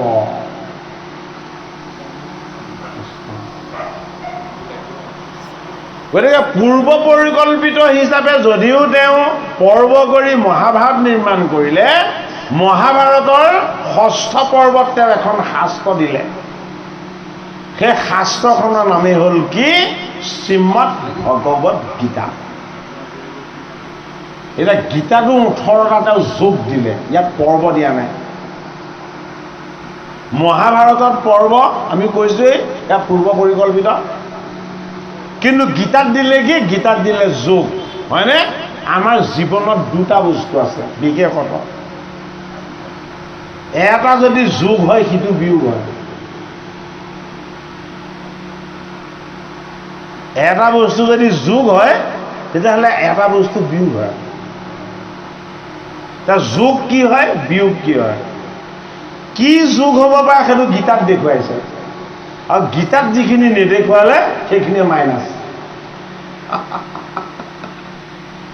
গীতাত যিখিনি দেখুওৱা নাই সেইখিনি মাইনাছ, সেইখিনি বিয়োগ, সেইখিনি ঋণাত্মক। সেইটো কাৰণে গীতাত প্ৰথম যোগ দেখুৱাইছে কি বোলে তুমি জন্ম লওঁতে যোগ কৰি আহি আছে বোলে কি তোমাৰ দুখবিলাক, তোমাৰ বিষাদবিলাক, তোমাৰ কষ্টবিলাক, এই জীৱৰ লগত থকা বন্ধনবিলাক। সেইটো কাৰণে গীতাৰ প্ৰথম যুগটো বিষাদ যুগ। বিষাদ মানে দুখ কষ্ট আৰু যন্ত্ৰণা। ক'ত যোগ হয়? আমাৰ জীৱটোৰ লগত যোগ হয়। এই বিষাদৰূপী দুখ কষ্ট যন্ত্ৰণাবিলাকত আমি যদি বিয়োগ কৰিবলৈ হয় তেতিয়া কি কৰিব লাগিব? আমাৰ লগত এটা দ্বিতীয় বস্তু যোগ হ'ব লাগিব। এই দ্বিতীয় বস্তুটোৱে হ'ল কি? সাংখ্য যোগ। প্লাছ কৰিব লাগিব কি? সাংখ্য যোগ। সাংখ্য মানে কি? সাংখ্য মানে ঈশ্বৰ জ্ঞান, সাংখ্য মানে একেশ্বৰবাদ, সাংখ্য মানে পৰম পিতা পৰমেশ্বৰৰ ৰহস্য তত্ত্ব। সাংখ্য মানে কি? সাংখ্য মানে হ'ল আত্মতত্ত্ব। এতিয়া আত্মতত্ত্বটো দুৰ্বোধ্য। অৰ্জুনকে এতিয়া নিৰ্বাণস্থিত মুনিজনৰ তত্ত্বৰ কথা ক'ব। নিৰ্বাণস্থিত মুনিজনে কেনেদৰে আচৰণ কৰে স্থিতপ্ৰজ্ঞৰ লক্ষণখিনি ক'ব। স্থিতপ্ৰজ্ঞ লক্ষণখিনি কোৱাৰ পাছত ঈশ্বৰৰ আত্মতত্ত্বৰ প্ৰকাশ ক'ত কেনেকৈ ঘটি আছে সেই সমস্তখিনি গীতাৰ সাংখ্য যুগত ক'ব। কোৱাৰ পাছতো অৰ্জুনে ক'ব বোলে কি হওক তুমি সাংখ্য যুগৰ কথাখিনি ক'লা কিন্তু মই একো নুবুজিলোঁ। হয়নে বাৰু? 7 দিন 7 ৰাতি পঢ়ি থাকিলেও শুনি থাকিলেও গীতাৰ সাংখ্য যুগ কোনেও বুজি নাপায়। কাৰণ আমিও অলপবাৰ পঢ়া নাইতো। এয়া বহুতবাৰ শ্ৰৱণ কীৰ্তন হৈছে কিন্তু আজিলৈকে একো বুজি পোৱা নাই। পঢ়ি থাকোঁতে যি অকণমান অনুভৱ হয় এই জপাই থৈ দিয়াৰ লগে লগে আকৌ জাপ খাই যায়। সেইটো কাৰণে এয়া আনন্দময় ঈশ্বৰৰ ৰহস্য। হে ৰাম যেনে জোকে তিন পাইলে হে ৰয় অপৰ, হে জীৱৰ দেহৰ জানা অশেহি পতন্ত, হে পাণিপাদ কৰ্ণ আত্মাৰ নাহি কয়, হে অগ্নি জল বায়ু যাক হে অস্তে নকাত, হে যেবে মূৰ্তি থাকে টান হে দহয় অনল, ও যেবে মূৰ্তি থাকে কাটে হে অংগ যে সকল। বাজনা বহিব নেকি আকৌ পাছত? অকণমান বাজনা পাছত আকৌ বহিবি নহয়? বহিব হা নবহ আকৌ পঢ়িব নেকি অকণমান?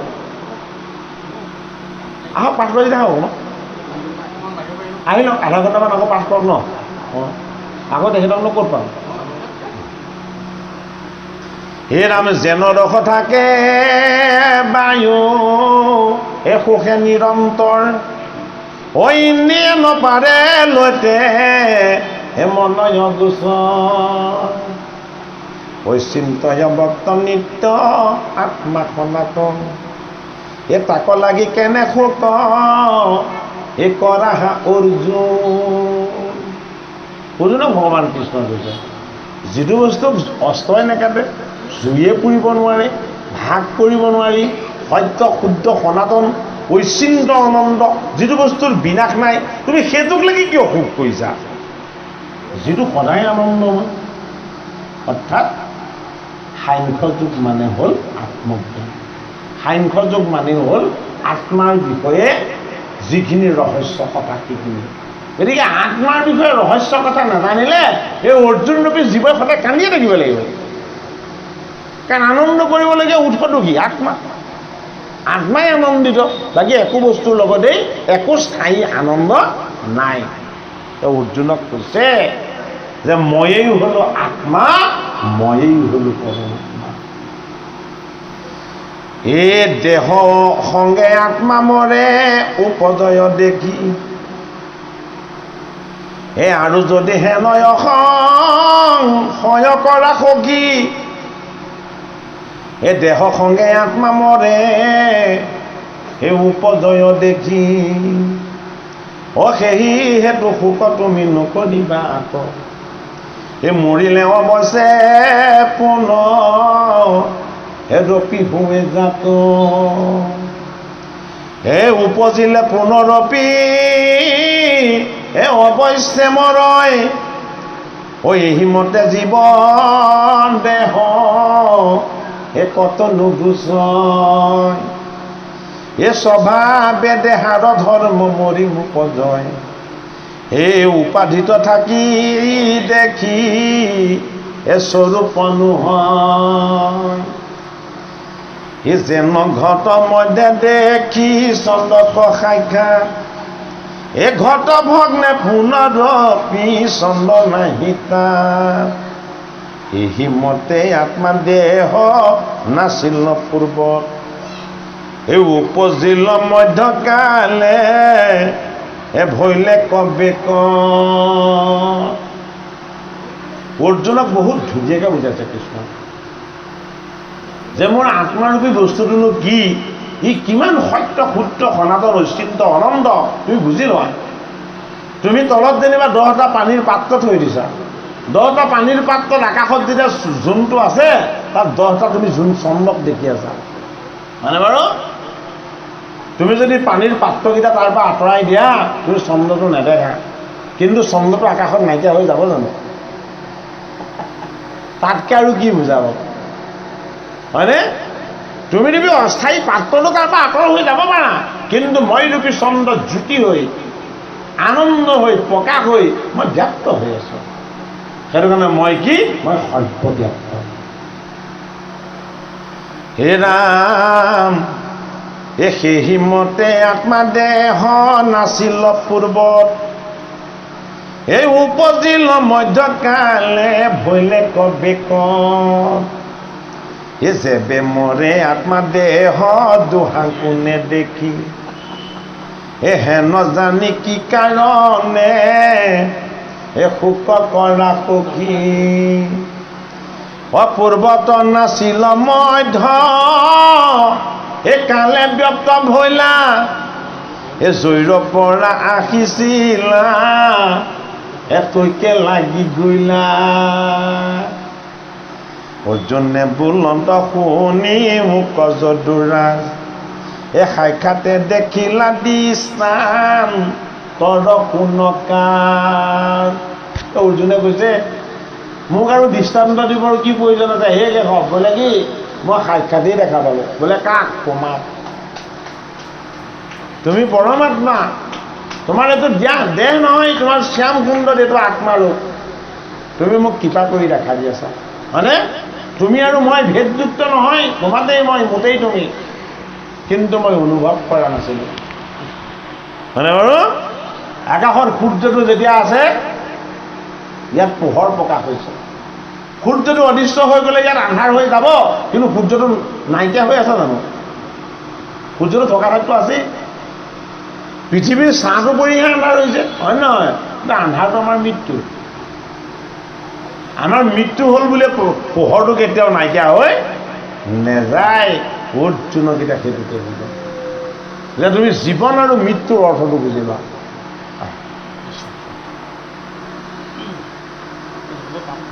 সাক্ষাতে দেখিলা দৃষ্টান্তৰ কোনো কাজ ইয়াত আহিবা আনন্দত মুক্ততাৰ কথাই লগাই অকণমান ভিডিঅ' হওক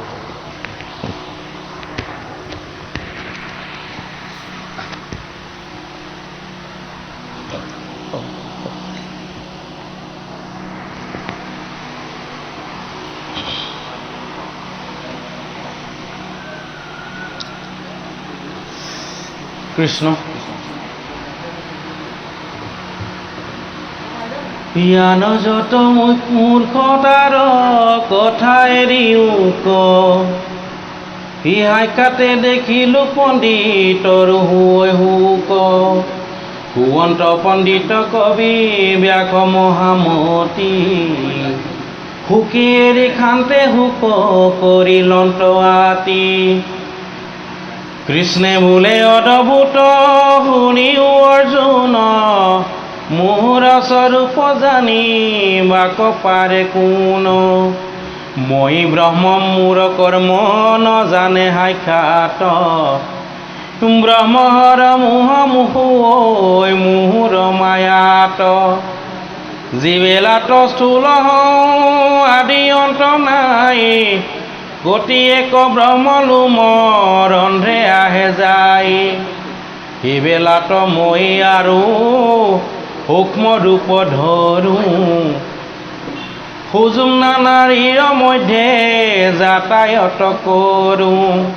অঘট ঘটাও মই পাতি মায়া জাল মায়াৰ মায়া বিকাল অতিকাল গুৰু উপদেশে নানা শাস্ত্ৰক পৰয় তথাপি বিচাৰি মোৰ ততক নপাওঁ জীৱা কহে জীৱা শুনে জীৱা দেখে মনে মায়া তথা কিয়া তাক আচৰিত মানে যেবে বোলো স্বৰূপত নজানয় মোক আকৌ কেন ভক্তি জ্ঞান লাগে কহিবাক মুহূৰ্ত বিশ্বাস দৃঢ় কৰে যিটো নৰ সেয়েহে স্বৰূপ জানে নোহে অগোচৰ হিৰম বিশ্বাস নভৈলে তাৰ নোহে অনুকূল শাস্ত্ৰ পৰি কৰিতে নপাৰে কমূল কমূল নকৰিলে দেখে নানা পথ এতে কতে মূৰ্খে তাদ নজানয় তত যেন প্ৰলোভন বেদ বাক্য শুনি নৰে হাৰ এৰি মন্দ কৰ্ম ভাল বুলি কৰে ব্ৰহ্মচৰ্য ধৰি কৰ্ম কৰিতে লাগয় আৰু সেই দিনে বলি বিস্তৰ কাটয় প্ৰদীপে পোহৰয় নুম সাগহীৰে যত বোলে তত কাল নৰ থাকিব স্বৰ্গত মাৰ্কণ্ড পুৰাণে চণ্ডী কৰিছা বিচাৰ ধৰ্ম অৰ্থ কাম মোক্ষ চণ্ডী অধিকাৰ ব্ৰহ্মা বিষ্ণু মহেশক দুৰ্গায়ে সৃজিলা যাক হেবি তিনিজনে মহাপদ পাইলা এই মতে অন্যন্যে উমতি বখানে তাতে বিমোহিত হুয়া মোহক নজানে যেহি আত্মা হেহি ব্ৰহ্ম নাহিকে অন্তৰ আত্মা বিনে ভিন্ন বস্তু নাহিকে অপৰ দেহি বুলি জীৱক হয়ৰ বলোক অবৈধ জীৱক লাগি কেনে কৰা হুক ইয়াৰো দেখা তোমাৰ যে স্বধৰ্মৰ জোন ক্ষতিৰ যুদ্ধ বিনে ধৰ্ম আছে কোন সেয়েহে পৰম ধৰ্ম ক্ষতিৰ সুখ সন্মুখ সংগ্ৰাম পাইলে নোহয় বিমুখ কৃষ্ণ হিৰামহেন জানি হুক এৰি চিত্ৰ কোদা ডাঠ স্বৰ্গ যাই বাক লাগি মেলান কপাট বন্ধু বধ ভয়ে যদি যুদ্ধে ৰাখ স্বধৰ্ম পৌৰুষ কৃতি তিনো হুৱে নাখ হিৰম্ভ দৰ্প কৰি হাইলা বীৰগণ মাজে হিৰণ এৰি নুযুজি যায় বাহাকুন লাজে হুৰাহুৰ প্ৰশংসয় তোমাৰ বলক সবে যখ গুচি গৈল মাৰ্গৰ তলক শত্ৰুইক দতি নিন্দি দিব হৃদিহাল নুযুজি এৰিলে অৰে মৰণেহে ভাল প্ৰভু লাভ দুয়ো মতে জানিবা নিশ্চয় সেই নজানি যুদ্ধে